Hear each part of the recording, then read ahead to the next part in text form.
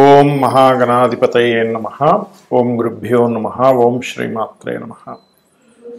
అరుణాం కరుణాతరంగితాక్షీం ధృతపాశాంకుశపుష్పబాణచాపాం అనిమాదివిరావృతాం మయూకైః అహమిత్యేవ విభావయే భవానీం. శ్రీమాత్రే నమః. ఈ నవంబర్ మాసంలో పర్టికులర్గా రెండు గ్రహాలు కలిసి ఉంటున్నాయి. అందులో ఒకటి మీనరాశిలో రాహు ఉండగా, మనకి కుంభరాశిలో రాహు ఉండగా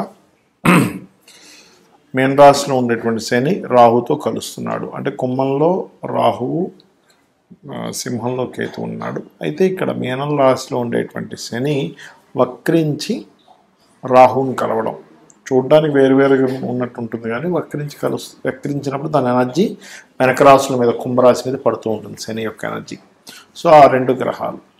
అలాగే మనకి ఈ నెల బుధుడు కుజుడు కలిసి వృశ్చికంలోని, మరియు అదేవిధంగా రవి శుక్రుడు కలిసి తులారాశిలోని, మరింత కొంతకాలం తర్వాత ఈ బుధుడు శుక్రుడు కలిసి మరలా తులారాశిలో, ఇలా రెండు ప్లానెట్స్, రెండు శుభగ్రహాలు ఒకసారి నీచభంగ రాజయోగం కలవడము, మరొకసారి అగ్రెసివ్ ఇచ్చేటువంటి ప్లానెట్ బుద్ధికి సంబంధించిన ప్లానెట్ రెండు కలవడం. ఈ డిఫరెంట్ కాంబినేషన్స్ వల్ల ద్వాదశ లగ్నాల వారికి, లగ్నాలు తెలియని వారు రాసి చూసుకోవచ్చు, వీరికి ఏ విధమైనటువంటి ఫలితములు జరగనున్నాయి, ఏ విషయాల పట్ల జాగ్రత్త వహించాలి అని చెప్పి చూసుకున్నట్లయితే, అయితే ఈ విషయాలు చెప్తుందో నేనైనప్పటికీ కూడా చెప్పేస్తుంది సాక్షాత్ లలిత అమ్మవారిగా భావిస్తూ ఒక్కొక్క విషయం మనం తెలుసుకుందాం. మకరం వారికి కనుక చూసుకున్నట్లయితే, మకర రాశి లేదా మకర లగ్నం వారికి మీకు రెండవ స్థానంలో శని రాహువులు, అంటే రాహు ఉంటే శని వక్రించి వస్తున్నాడు కాబట్టి మూడులో ఉండే శని వక్రించినప్పుడు రెండు మీద దాని యొక్క ప్రభావాన్ని చూపిస్తూ ఉంటాడు. ఇది కుటుంబ వ్యవహారాల విషయంలోని, మరియు ఈ యొక్క ఫైనాన్షియల్ మ్యాటర్స్ విషయంలోని కొంచెం జాగ్రత్తగా ఉండాలి. అంటే ఇవ్వవలసిన వ్యక్తి లేట్గా, మనకి రావాల్సిన లేట్ అవ్వడం, మనం ఎవరికైనా ఇవ్వాల్సిన కమిట్మెంట్స్ కొంచెం స్ట్రెస్ అవ్వడం, దానివల్ల కొన్ని మిస్కమ్యూనికేషన్స్ జరగడం జరుగుతూ ఉంటాయి. అలాగే ఇక్కడ మీకు సప్తమంలో గురువు ఉన్నాడు కాబట్టి వివాహ సంబంధించిన ప్రయత్నాలకు బాగుంటుంది, దానిలో ఎటువంటి ఇబ్బంది లేదు. అయితే ఎప్పటి నుంచో ప్రమోషన్స్ రావాలి, లేనట్లయితే కొన్ని ఆల్ ఆఫ్ సడన్గా ఒక చేంజ్ కోసం కోరుకుంటూ ఉంటాం. అంటే ఆల్రెడీ ఉద్యోగంలో ఉంటూ ఇక్కడ నుంచి కాకుండా ఇంకో దగ్గరికి వెళ్తే బాగును, బెంగళూరు వెళ్తే బాగును, యుఎస్ వెళ్తే బాగును, ఇట్లా రకరకాల ఆలోచనలు ఉంటాయి ఒక్కొక్క వ్యక్తికి. అలాగా ఎవరైతే చేంజ్ అవ్వాలి అనేటువంటి ప్రయత్నం చేస్తుంటారో, లేదా విదేశాలలో ఉద్యోగం కోసం ప్రయత్నం చేస్తుంటారో, విదేశీ సంపద కోసం ప్రయత్నాన్ని కొనసాగిస్తూ ఉంటారో వారికి ఇప్పుడు సప్తమంలో ఉండేటువంటి గురువు, దశమ స్థానంలో ఉండేటువంటి నీచభంగ రాజయోగాన్ని రవికిస్తున్నటువంటి శుక్రుడు, వీరు తోడ్పడుతున్నారు. అదేవిధంగా రెండవ స్థానంలో ఉండేటువంటి రాహు. అయితే లాభంలో కుజుడు బుధుడు ఉండడం ఒక రకంగా ఫైట్ చేసైనా సరే మీరు సక్సెస్ను పొందుతారు అనేటువంటి కాంబినేషన్ చూపిస్తుంది. గవర్నమెంట్ రిలేటెడ్ సంబంధించిన ఎగ్జామ్స్ రాయడానికి, గవర్నమెంట్ రిలేటెడ్ బట్లకి వెళ్ళడానికి అనుకూలంగా ఉంది రవికి నీచభంగ రాజయోగం కలిగినందుకు. కాబట్టి banking sectors, anything government related సంబంధించినవి, మెడికల్ రిలేటెడ్ సంబంధించిన వాటిలోకి వెళ్ళడానికి మీరు చేసే ప్రయత్నం ఇప్పుడు సఫలీకృతం అయ్యే సమయం నడుస్తుంది 2వ తేదీ నుంచి, పర్టికులర్గా 15 రోజులు. కాబట్టి ఈ యొక్క సమయంలో జాబ్స్ కావచ్చు, గవర్నమెంట్ జాబ్స్ కావచ్చు, ట్రై చేయండి. మరలా మీరు ఓం మాణిక్య మకుటాకార జానుద్వై విరాజితాయ నమః నామం చేస్తూ గణపతి ఆరాధన, లలిత అమ్మవారి యొక్క స్తోత్ర పఠనం, అమ్మవారి యొక్క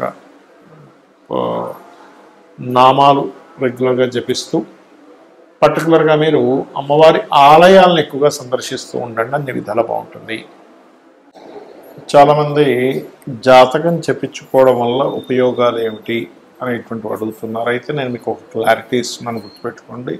జాతకం చెప్పడం అంటే ఎంతసేపు ఏలినాటి శని ఉంది, మీకు ఫలానా కాల్సపయోగం ఉంది, పెద్ద గండం ఉంది, ఇలాంటివి మాత్రమే కాదు. అవన్నీ చాలా చిన్న అంశాలు ఏలినాటి శని అనేటువంటివి. ఎందుకంటే నేను నా ఎక్స్పీరియన్స్తో చెప్తున్నాను. జాతకం చెప్పిన తర్వాత ఏమంటే నాకు ఏలినాటి మీరు మాట్లాడలేదు అంటాడు. అది కాదు. అసలు జాతకం చెప్పడం అంటే కేవలం ఏలినాటి గురించి మాట్లాడటం కాదు. ఇది ఫస్ట్ గుర్తుపెట్టుకోండి.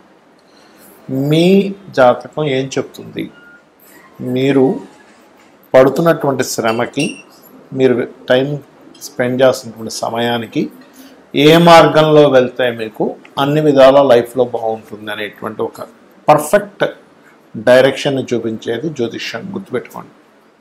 అంటే మీరు ఇప్పుడు మీ ధనయోగం ఫలానా దాంట్లో ఉందనుకుందాం కాసేపు, ఏ టీచింగ్ దాంట్లోనో, హోటల్ దాంట్లోనో, ఫ్యాషన్ దాంట్లోనో ఉంది. కానీ వాటిని వదిలేసి ఇంకోటి ఏదో బిజినెస్ చేస్తున్నాం, లేకపోతే ఇంకోటి ఏదో చదువుతున్నాం.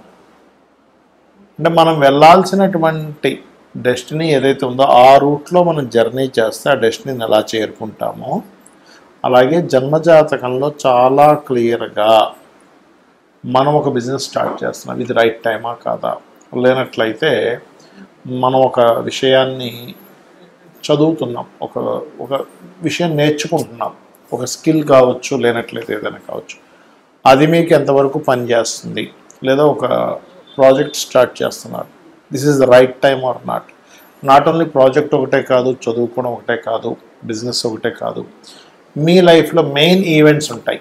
అంటే ఎలాంటివి? మ్యారేజ్. చాలామంది చూడండి, వాళ్ళ రేపు మ్యారేజ్ చేసుకుంటున్నారు, నెలల్లోని, రోజుల్లోని, కొన్ని సంవత్సరాలు విడిపోయిన వాళ్ళు ఉంటున్నారు. ఇందుకు కారణం ఏమిటి అంటే, ఇక్కడ మీ పర్సనల్ చార్ట్లో అసలు రైట్ టైం ఏంటి వివాహం చేసుకోవడానికి. ఇక్కడ జరుగుతుంది ఏంటంటే, ముహూర్తం పెట్టుకున్నప్పటికీ కూడా బ్రహ్మాండమైన ముహూర్తం అన్నారండి అన్నారు, ఆ చాలా వివాహాలు జరిగాయి కానీ విడాకులు అయిపోతున్నాయి. ఎందుకు అంటే, బికాజ్ ఆఫ్ ముహూర్త బలం కొంతవరకు పనిచేస్తుంది, కానీ మీ పర్సనల్ చార్ట్లో మీరు ఎప్పుడు వివాహం చేసుకుంటే మంచిది అనేటువంటి చాలా స్పష్టంగా ఉంటుంది. 7th లార్డ్ అంటే 7వ అధిపతి, మీకు పార్ట్నర్ని ఇచ్చేటువంటి గ్రహం, సప్తమాధిపతి సప్తమాన్ని ఇచ్చేటువంటి పోర్ట్ఫోలియో. ఆ ప్లానెట్ ఉండే సిచ్యువేషన్ ఏంటి, కండిషన్ ఏంటి చూడాలి. అంటే దాన్ని బట్టి ఏంటి మీకు ఎటువంటి జీవిత భాగస్వామ్యం వస్తారు అనేది అది చెప్తుంది. అలాగే ఆ జీవిత భాగస్వామిని మీరు లైఫ్లోకి ఎప్పుడు తెచ్చుకోవాలి. జన్మజాతకంలో వెరీ క్లియర్గా మనకి ప్రతి ఒక్కరికి కూడా లైఫ్లో 3 నుంచి 5 సార్లు వస్తుంది అవకాశం, వివాహం చేసుకునే అవకాశం. అయితే ఇందులో మీరు గనక రాంగ్ స్టెప్ వేసి అది ఇచ్చేటువంటి ప్లానెట్ ఇచ్చేటువంటి సమయంలో తీసుకోకుండా ముందుగా కానీ లేకపోతే లేట్గా కానీ తీసుకుంటే అది ఆ రిజల్ట్ ఇవ్వదు. సరిగ్గా గుర్తుపెట్టుకోండి. అంటే అక్కడ నెగటివ్ ఎఫెక్ట్ ఉండేటువంటి నెగటివ్ ట్రిగర్ అయ్యేటువంటి సమయంలో కనుక మీరు వివాహం చేసుకున్నారు, అదే నెగటివ్ ట్రిగర్ అయ్యే సమయంలో చేసుకున్నారంటే, చిన్న ఎగ్జాంపుల్ చెప్తా. మీ ఇంట్లో ఒక మంచి చెట్టు ఉంది, మామిడి చెట్టు అనుకోండి, సీతాఫలం చెట్టు అనుకోండి, ఏదో చెట్టు, పళ్ళనిచ్చేటువంటి చెట్టు. అది ఇంకా పిందె సమయంలో ఉన్నప్పుడే మీరు తెంపేసి దాన్ని మామిడి పండులా తిందామంటే కుదరదు, పుల్లగా ఉంటుంది. లేదా గట్టిగా ఉన్నటువంటి అప్పుడే ఇంకా దాన్ని మగ్గనటువంటి సీతాఫలం తీసుకొని తినేస్తే ఎలా ఉంటుంది? అసలు అది టేస్టే ఉండదు.